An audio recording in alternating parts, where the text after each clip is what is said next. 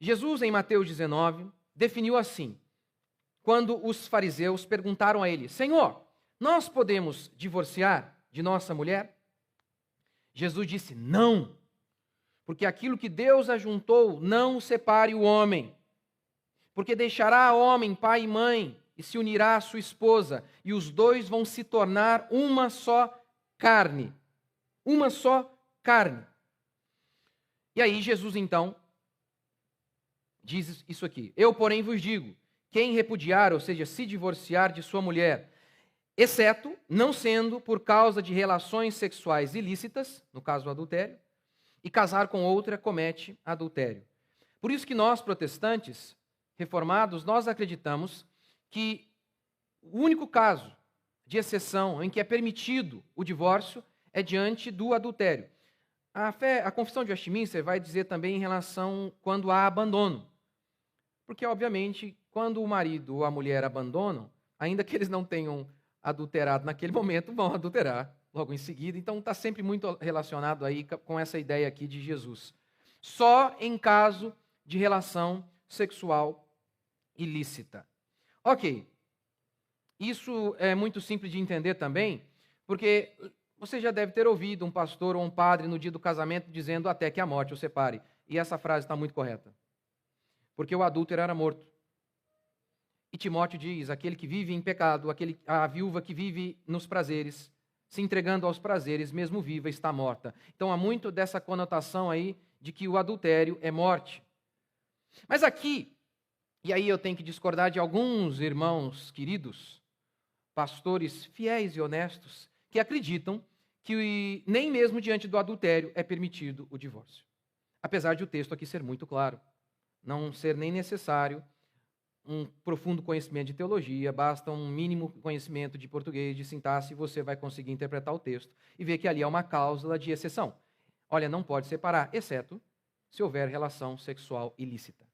Mas, como alguns pastores honestos e sinceros interpretam isso aqui para dizer que nem em caso de adultério é permitido. Eles fazem o seguinte, eles dizem, olha, aqui há um erro de tradução. Ora, é claro que eu já acho de início isso um pouco arrogante. João Ferreira de Almeida, um gênio, ele traduziu a Bíblia para o português, ele era reformado, ele usou também francês, italiano e alguns outros idiomas para ter um material de apoio ali para traduzir para o português. Começou, parece que aos 14 anos.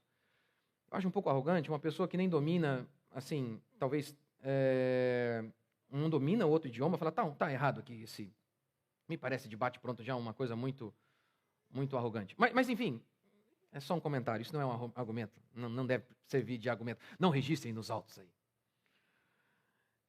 Pois bem, eles dizem isso. Olha, aqui, a palavra em grego é porneia. A palavra em grego é porneia. E porneia deveria ser traduzido por fornicação, que é a relação antes de casar. É o que eles dizem. Não. A palavra está muito bem traduzida aqui. Porneia diz respeito a todo tipo de relação sexual, incluindo o adultério, que neste caso aqui só faz sentido ser adultério, porque o tema é sobre divórcio. Não faz sentido algum falar sobre fornicação. E isso é facilmente verificável se você tiver em casa um dicionário de grego. Você vai lá, tem o The Strong, que é muito facinho de utilizar. Quer ver? Vou mostrar para você que está bem traduzido aqui. 1 Coríntios. Geralmente se ouve que há entre vós porneia. A palavra aqui em grego é porneia. Você pode conferir na sua casa. Porneia. E porneia tal como nem mesmo entre os gentios. Isto é, haver quem se atreva a possuir a mulher de seu próprio pai. Quando um rapaz possui a mulher de seu pai, o que é isso? Isso é fornicação? Isso é adultério. Sair com uma mulher casada é adultério. Então ele diz, olha, entre vocês há porneia a tal ponto de um homem adulterar, traindo o próprio pai. Então o contexto aqui de imoralidade é adultério. Esse é o primeiro ponto. A tradução aqui está muito bem feita. Mas você tem ainda outros fatores para mostrar que em caso de adultério é permitido o divórcio. O contexto da fala de Jesus em Mateus 19. Os fariseus perguntam sobre o quê? Sobre casamento. Porque o que eles argumentam aqui é que Jesus está dizendo o seguinte, olha, lembra de José que estava noivo de Maria? Então eles dizem isso, olha, está vendo isso aqui? Este mandamento aqui de Jesus diz respeito ao período do noivado. Se uma pessoa estando noiva com a outra, estando compromissada em relação a outra pessoa, com outra pessoa, e ela tem uma relação, então aí é uma fornicação. Então, neste caso, é permitido romper o noivado. É o que eles interpretam. Mas o problema é, primeiro, a palavra está bem traduzida aqui. A palavra está bem traduzida. Segundo, o contexto todo de Mateus 19 é sobre casamento, não é sobre noivado. É claro, nem a palavra noivado não era usado lá, não era usada no contexto judaico. Os fariseus chegam e perguntam, mestre, Moisés, a gente pode separar? Jesus diz, não. Separar do quê? Do noivado? Não, casamento. E eles continuam, mas Moisés permitiu que a gente divorciasse. E aí Jesus diz, permitiu por conta da dureza do coração de vocês. Mas não foi assim desde o princípio. Mais uma vez, o contexto é casamento, não é aquele contrato, aquele acordo pré-nupcial que se fazia em Israel, que a gente chama de noivado. Não, é sobre casamento. E aí Jesus diz sobre casamento. O homem vai deixar pai e mãe e vai se unir à sua esposa e os dois vão se tornar uma só carne. Isso é uma descrição de casamento. Os dois se tornam uma só carne mediante o ato sexual. Ali se confirma isso. Todo o contexto é sobre casamento. Por isso a Confissão de Westminster declara que apenas diante de abandono e de adultério e abandono é permitido o divórcio. Você se lembra também que eu tenho falado isso constantemente aqui? Jesus disse que o mandamento foi feito para o nosso bem. Que bem nós fazemos a uma mulher que é obrigada a ficar com um homem que sistematicamente atrai?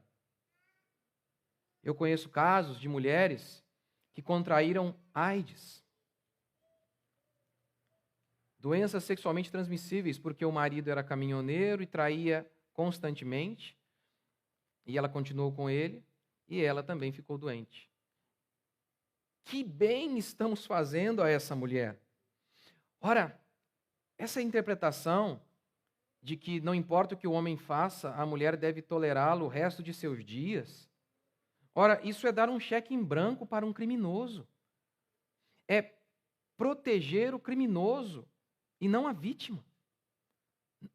Esse é um argumento lógico apenas, não é bíblico, é apenas lógico. Mas tem muito a ver com a lógica bíblica de que o mandamento existe para o bem. É claro, eu disse permite, eu não disse que é o melhor, porque Deus odeia o divórcio. Principalmente quando há crianças, há sempre muito trauma. Então, é permitido, não estimulado. Mas é assim que a Bíblia declara. É apenas em caso de adultério que o divórcio é permitido.